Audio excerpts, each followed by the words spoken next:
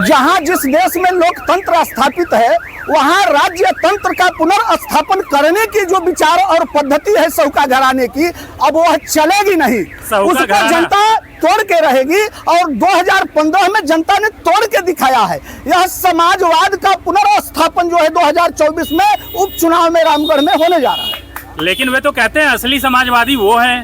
नहीं, ये कहने के लिए समाजवाद है। परिवारवाद के आड़ में यह राजतंत्र की स्थापना है। जैसे राजा का बेटा ही राजा होता था, उसी तरीके से आज जो है लोकतांत्रिक परंपराओं में भी एक परिवार का व्यक्ति, एक बाप का बेटा उत्तराधिकारी हो और उस बेटे का भाई उत्तराधिकारी हो, यही मूलतः राजतंत्र है और कुछ नहीं। लोकतंत्र में छिपा हुआ परिवार एक राजतंत्र का सूचक है। इसको जनता तोड़ेगी। तो मतलब ये जवाब माना जाए परिवारवाद के आरोप के खिलाफ? हाँ बिल्कुल। तो सौका घराना से क्या तात्पर्य है? मैं इससे कहता हूँ कि उन्हीं के परिवार में कभी सच्चिदानंद सिंह मिनिस्टर हुआ करते थे बिहार सरकार में, वह रामगढ़ के धरती से चुन कर गए थे। उन्हीं के परिवार में उनके भाई जगदानंद सिंह राष्ट्रीय जनता पार्टी में, जनता दल में वह निर्वाचित करके रामगढ़ से गए।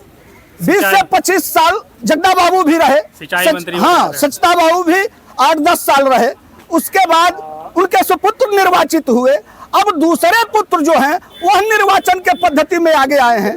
एक पुत्र और है जो विधान पार्षद का चुनाव लड़ते हैं।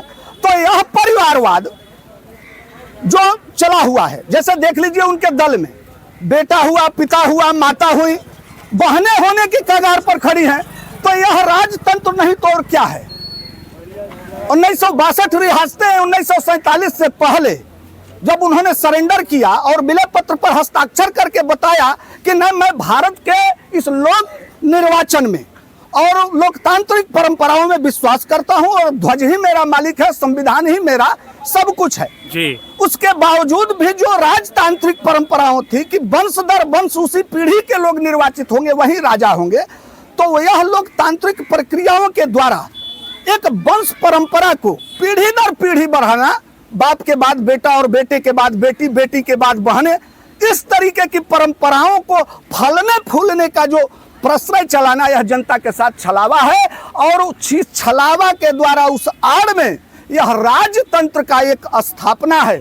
उन्होंने राजतंत्र स्थापित कर रखा है, इसको जनता तोड़ेगी। जिंदाबाद जिंदाबाद जिंदाबाद जिंदाबाद जिंदाबाद जिंदाबाद अशोक जिंदाबाद जिंदाबाद जिंदाबाद अशोक जिंदाबाद जिंदाबाद जिंदाबाद। मतलब राजतंत्र के माध्यम से राजद पर निशाना साधा है, लेकिन उनका ये बहुत मजबूत आरोप है आपके प्रत्याशी अशोक कुमार सिंह पर, और वो 3-4 लोगों का नाम गिनाते हैं जो राजनीति में रहे हैं और इसके बाद वो सीधे परिवारवाद का आरोप लगाते हैं। कहते हैं इनके घर से सारे लोग मतलब राजनीति में शामिल हैं, राजनीति इनके लिए व्यवसाय है। ये सारे आरोप हैं आपके नेता पर?